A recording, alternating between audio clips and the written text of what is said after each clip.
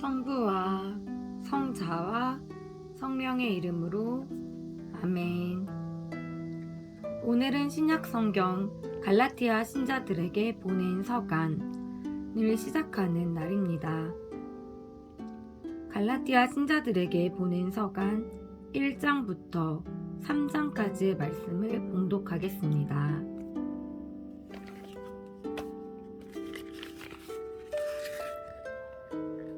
주님, 성령의 빛으로 제 닫힌 눈을 열어주시어 주님의 참 모습을 보게 하시고 제 닫힌 귀를 열어주시어 주님의 참 말씀을 듣게 하소서. 아멘.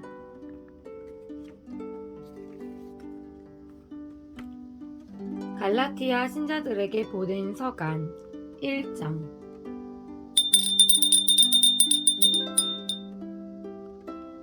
1장 1절에서 5절. 인사. 사람들에게서도 또 어떤 사람을 통해서도 파견된 것이 아니라 예수 그리스도와 그분을 죽은 이들 가운데에서 일으키신 하느님 아버지를 통해서 파견된 사도인 나 바오로가, 그리고 나와 함께 있는 모든 형제가 갈라티아의 여러 교회에 인사합니다. 하느님 우리 아버지와 주 예수 그리스도에게서 은총과 평화가 여러분에게 내리기를 빕니다. 그리스도께서는 하느님 우리 아버지의 뜻에 따라 우리를 지금 이 악한 세상에서 구해내시려고 우리 죄 때문에 당신 자신을 내어주셨습니다. 하느님께 영원 무궁토록 영광이 있기를 빕니다. 아멘. 복음은 하나. 1장 6절에서 10절. 그리스도의 은총 안에서 여러분을 불러주신 분을 여러분이 그토록 빨리 버리고 다른 복음으로 돌아서다니 나는 놀라지 않을 수 없습니다. 실제로 다른 복음은 있지도 않습니다. 그런데도 여러분을 교란시켜 그리스도의 복음을 왜곡하려는 자들이 있습니다. 우리는 물론이고 하늘에서 온 천사라도 우리가 여러분에게 전한 것과 다른 복음을 전한다면 저주를 받아 마땅합니다. 우리가 전에도 말한 바 있지만 이제 내가 다시 한번 말합니다. 누가 여러분이 받은 것과 다른 복음을 전한다면 그는 저주를 받아 마땅합니다. 내가 지금 사람들의 지지를 얻으려고 하는 것입니까? 하느님의 지지를 얻으려고 하는 것입니까? 아니면 사람들의 비위를 맞추려고 하는 것입니까? 내가 아직도 사람들의 비위를 맞추려고 하는 것이라면 나는 더 이상 그리스도의 종이 아닐 것입니다. 바오로가 사도로 부르심을 받은 경위. 1장 11절에서 24절.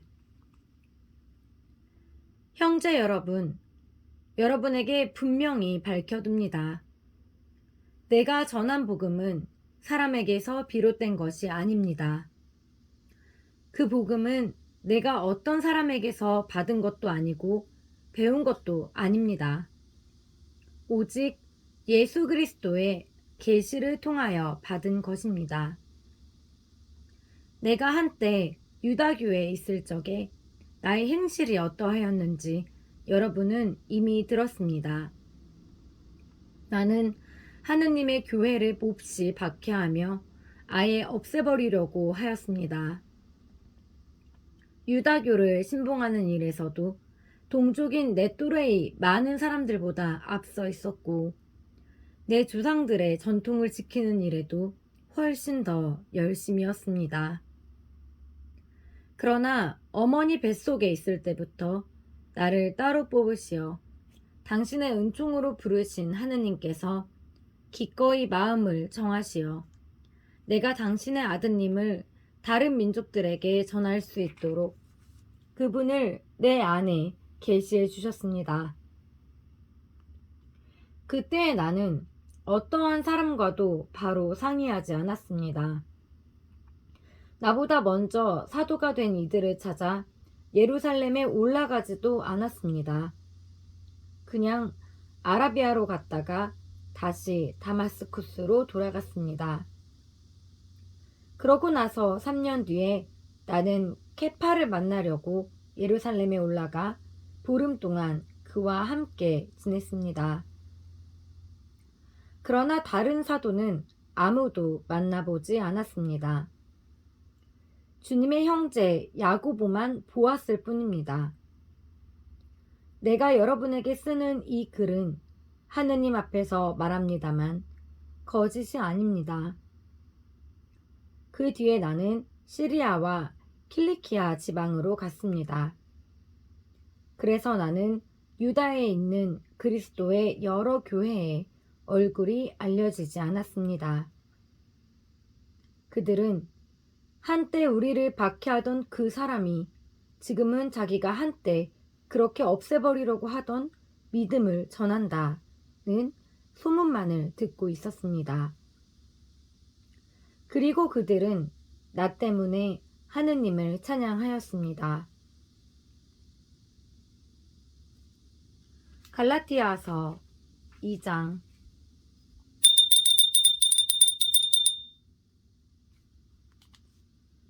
예루살렘 사도회의 2장 1절에서 10절. 그러고 나서 14년 뒤에 나는 바르나바와 함께 티토도 데리고 예루살렘에 다시 올라갔습니다. 나는 계시를 받고 그리로 올라갔습니다. 그리고 내가 다른 민족들에게 선포하는 복음을 그곳 주요 인사들에게 따로 설명하였습니다. 내가 지금 하고 있는 일이나 전에 한 일이 허사가 되지 않게 하려는 것이었습니다. 나와 함께 있던 티토는 그리스 사람이었는데도 할례를 강요받지 않았습니다. 몰래 들어온 거짓 형제들 때문에 문제가 있기는 하였습니다. 그들은 우리를 다시 종으로 만들기 위하여 우리가 그리스도 예수님 안에서 누리는 자유를 엿보려고 몰래 들어온 자들입니다. 그러나 복음의 진리가 여러분과 함께 길이 머물도록 하려고 우리는 그들에게 잠시도 양보하지 않았습니다. 주요하다는 그 인사들 중에서는 그들이 한때 어떤 사람들이었는지 나에게는 아무 상관도 없습니다.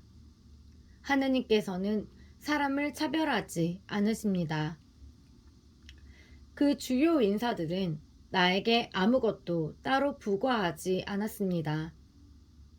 그들은 오히려 베드로가 할례받은 이들에게 복음을 전하는 일을 위임받았듯이 내가 할례받지 않은 이들에게 복음을 전하는 일을 위임받았다는 사실을 알게 되었습니다.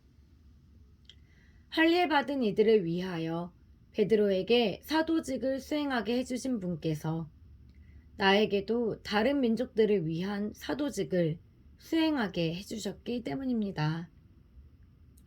그리고 교회의 기둥으로 여겨지는 야고보와 케파와 요한은 하느님께서 나에게 베푸신 은총을 인정하고 친교의 표시로 나와 바르나바에게 오른손을 내밀어 악수하였습니다. 그리하여 우리는 다른 민족들에게 가고 그들은 할례받은 이들에게 가기로 하였습니다. 다만 우리는 가난한 이들을 기억하기로 하였고 나는 바로 그 일을 열심히 해왔습니다.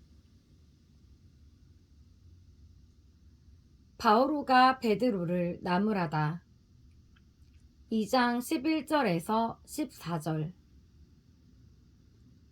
그런데 케파가 안티오키아에 왔을 때 나는 그를 정면으로 반대하였습니다. 그가 단죄받을 일을 하였기 때문입니다. 야고보가 보낸 사람들이 오기 전에는 다른 민족들과 함께 음식을 먹더니 그들이 오자 할례받은 자들을 두려워한 나머지 몸을 사리며 다른 민족들과 거리를 두기 시작하였던 것입니다. 나머지 유다인들도 그와 함께 위선을 저지르고 바르나바까지도 그들과 함께 위선에 빠졌습니다. 그러나 나는 그들이 복음의 진리에 따라 올바른 길을 걷지 않는 것을 보고 모든 사람 앞에서 케파에게 말하였습니다. 당신은 유다인이면서도 유다인으로 살지 않고 이민족처럼 살면서 어떻게 이민족들에게는 유다인처럼 살라고 강요할 수가 있단 말입니까? 믿음으로 얻는 구원 2장 15절에서 21절 우리는 본디 유다인으로 죄인들인 이민족이 아닙니다. 그러나 사람은 율법에 따른 행위가 아니라 예수 그리스도에 대한 믿음으로 의롭게 된다는 사실을 우리는 알고 있습니다. 그래서 우리는 율법에 따른 행위가 아니라 그리스도에 대한 믿음으로 의롭게 되려고 그리스도 예수님을 믿게 되었습니다. 어떠한 인간도 율법에 따른 행위로 의롭게 되지는 않기 때문입니다. 그런데 그리스도 안에서 의롭게 되려고 애쓰는 우리 자신도 죄인으로 드러난다면 결국 그리스도께서 죄의 종이시라는 말입니까? 결코 그렇진 않습니다. 내가 헐어버린 것을 다시 세운다면 나 자신이 범법자임을 증명하는 것입니다. 나는 하느님을 위하여 살려고 율법과 관련해서는 이미 율법으로 말미암아 죽었습니다. 나는 그리스도와 함께 십자가에 못 박혔습니다. 이제는 내가 사는 것이 아니라 그리스도께서 내 안에 사시는 것입니다. 내가 지금 육신 안에서 사는 것은 나를 사랑하시고 나를 위하여 당신 자신을 바치신 하느님의 아드님에 대한 믿음으로 사는 것입니다. 나는 하느님의 은총을 헛되게 하지 않습니다. 그런데 율법을 통하여 의로움이 온다면 그리스도께서 헛되이 돌아가신 것입니다. 갈라디아서 3장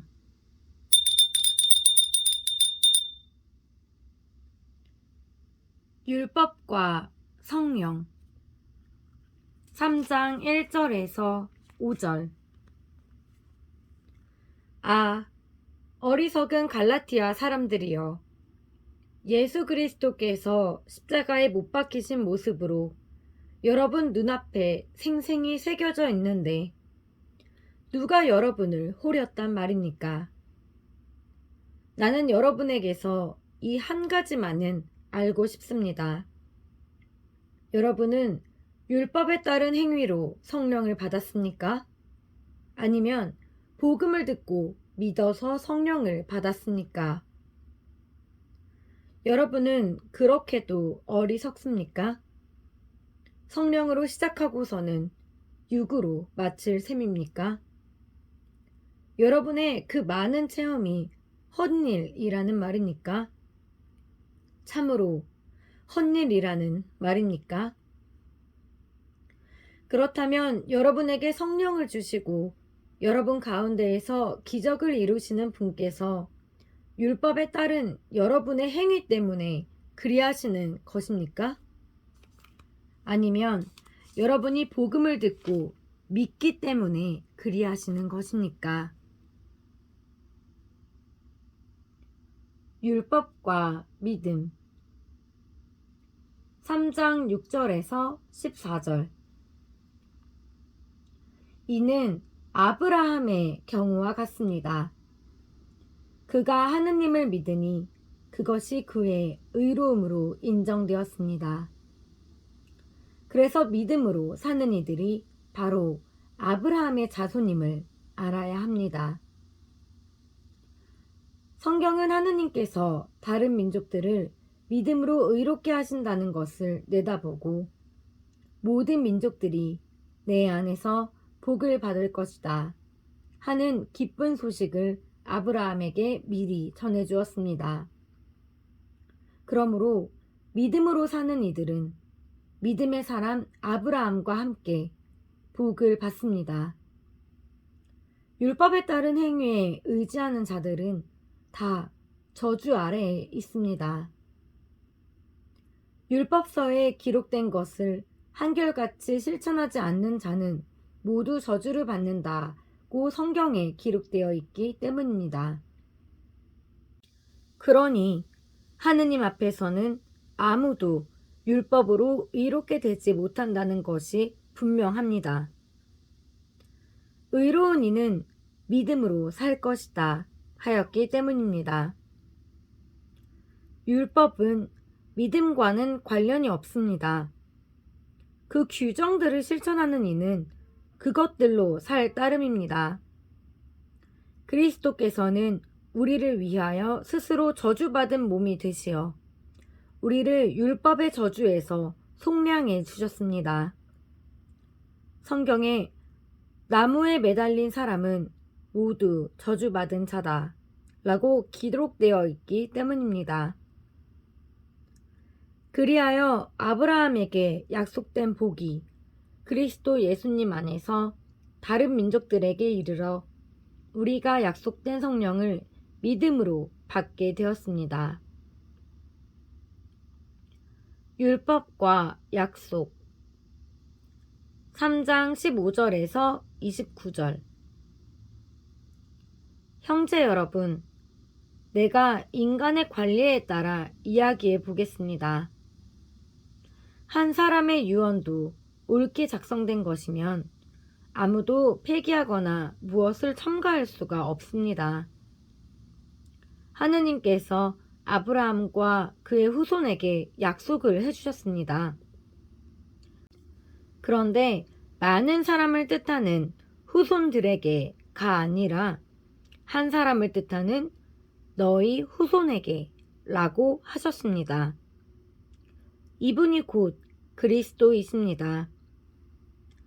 내가 말하려는 것은 이렇습니다. 하느님께서 예전에 옳게 맺으신 계약을 430년 뒤에 생겨난 율법이 파기하여 그 약속을 무효로 만들 수 없다는 것입니다.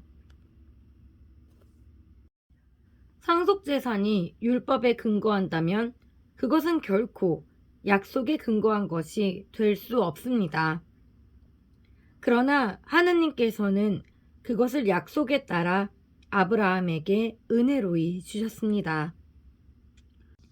그렇다면 율법은 무엇을 위한 것입니까? 약속을 받은 그 후손이 오실 때까지 사람들의 범법 때문에 덧붙여진 것입니다. 율법은 천사들을 통하여 중개자의 손을 거쳐 공포되었습니다. 중개자는 한 분만의 중개자가 아닙니다. 그런데 하느님은 한 분이십니다. 그렇다면 율법이 하느님의 약속과 반대된다는 말입니까? 결코 그렇진 않습니다.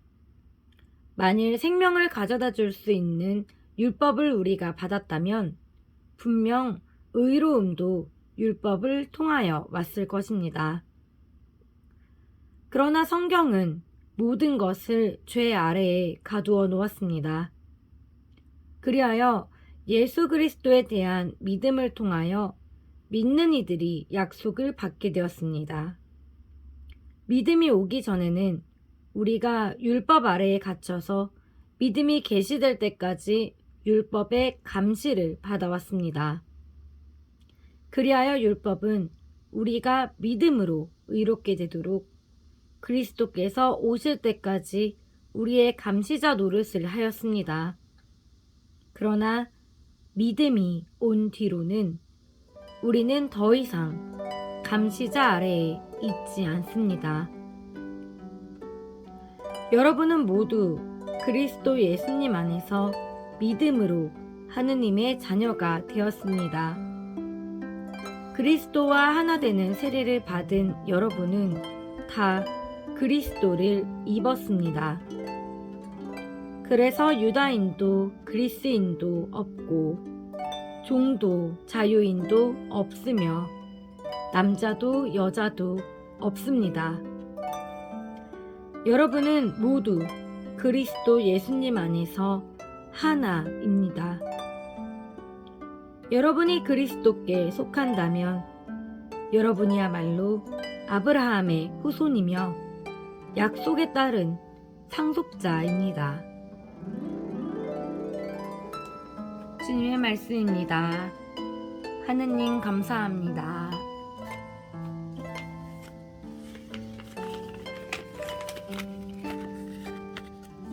주님, 제가 읽은 생명의 말씀대로 살고 전할 수 있도록 이끌어 주시고 언제나 모든 이들과 주님 안에서 평화의 기쁨을 누리게 하소서.